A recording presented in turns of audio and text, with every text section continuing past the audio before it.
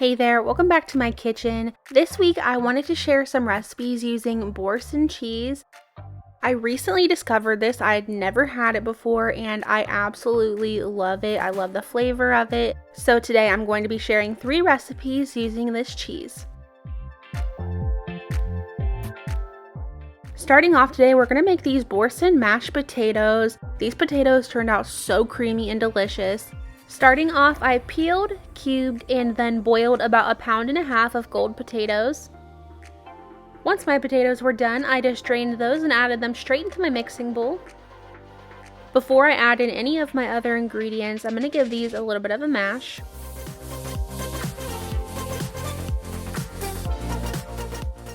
Now I'll add in 1 package of the Boursin cheese. This is the garlic and herb one. And I'm also adding in 4 ounces of room temperature cream cheese and half a stick of butter.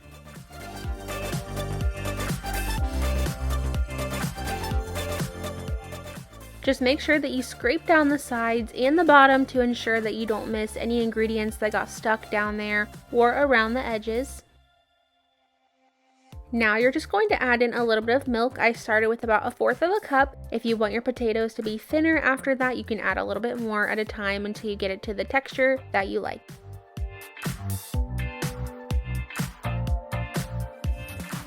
Next, you'll want to add in salt and pepper. You can add garlic powder if you want to, but I honestly didn't think that these potatoes needed it. I just added my salt and pepper in. And at this point, you're going to want to add however much you want because it really is just going to depend on how salty and how peppery you like your potatoes.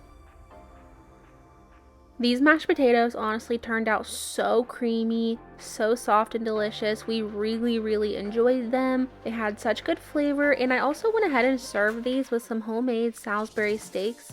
If you're interested in that recipe, I'll link that below for you, but I would definitely recommend trying making potatoes this way. I just changed them up a little bit, and they were super good.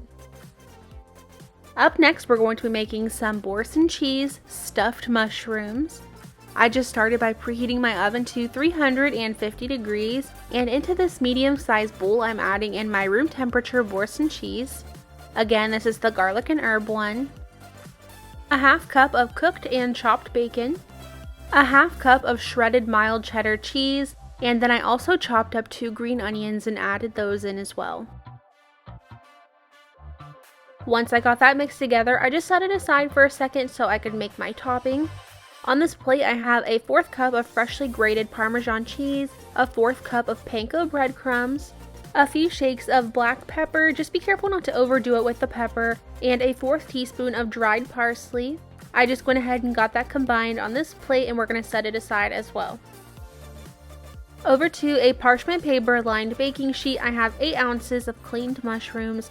I did remove the stem from all of those, and now we're just going to add our cheesy mixture down inside each one of these mushrooms.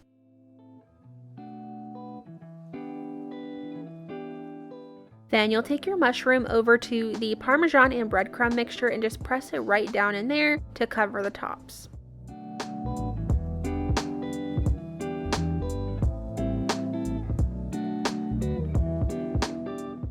I started these in the oven for about 12 minutes, but then I decided they needed a little bit longer, so they ended up cooking for about 17. You just want to make sure the mushrooms get tender and the tops get this golden color on there.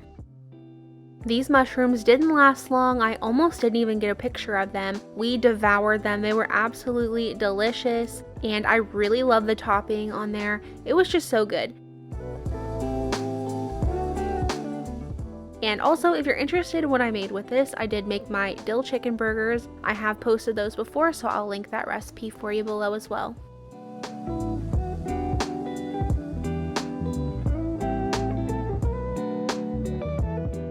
Of course, I had to also try a pasta recipe, so that's what we're doing next. I just went ahead and started by taking 2 smaller chicken breasts. I cut those into nice bite-sized pieces.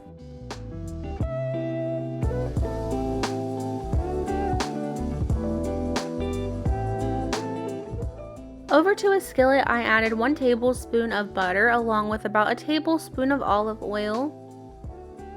I let those heat up and melt down before adding in all of my chicken.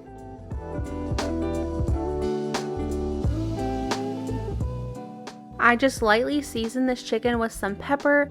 I didn't want to go crazy on the seasonings at first just because I wasn't sure how much the Boursin cheese would actually season the pasta. Once my chicken was all the way cooked, I did add about a teaspoon of minced garlic, and I let that cook for another minute or so.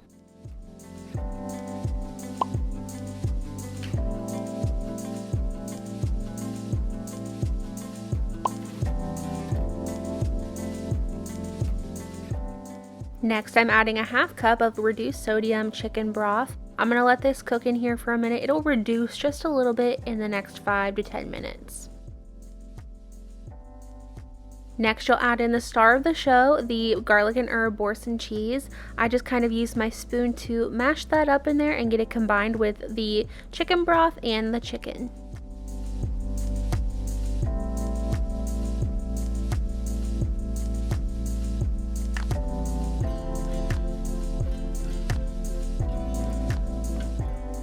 While my chicken was cooking on another burner, I did cook up some pasta, and when that pasta is all done, you're going to want to reserve about a cup to a cup and a half of that pasta water. I did use that pasta water to help me create this sauce. At first, I only added about a cup of this pasta water, and I'm just going to mix this all together. Let this continue to cook for about 5 minutes until all the cheese has melted all the way through.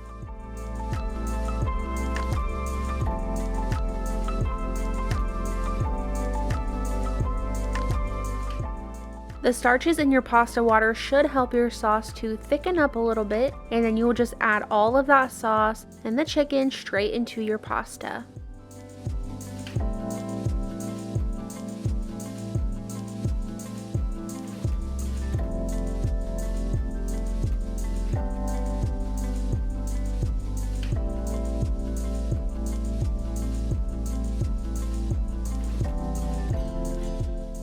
Next, I'm adding in a half cup of freshly grated Parmesan cheese, and I'm just going to get that combined.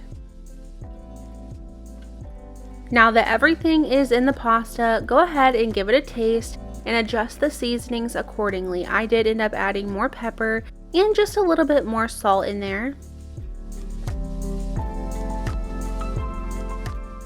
Here is what my husband's finished plate looked like. I actually ate mine with broccoli. I should have used that to take a picture just because it would have added more color to the plate. But overall, this was so tasty. I added some more freshly grated Parmesan cheese on top and some parsley to finish it off, and I would definitely make this again. If you made it all the way to the end, leave me a flower down in the comments below. I love to see it. And I will actually be back here on Sunday with a new week of meals for you. And this week went a lot better than last week, so I hope to see you there. Bye guys.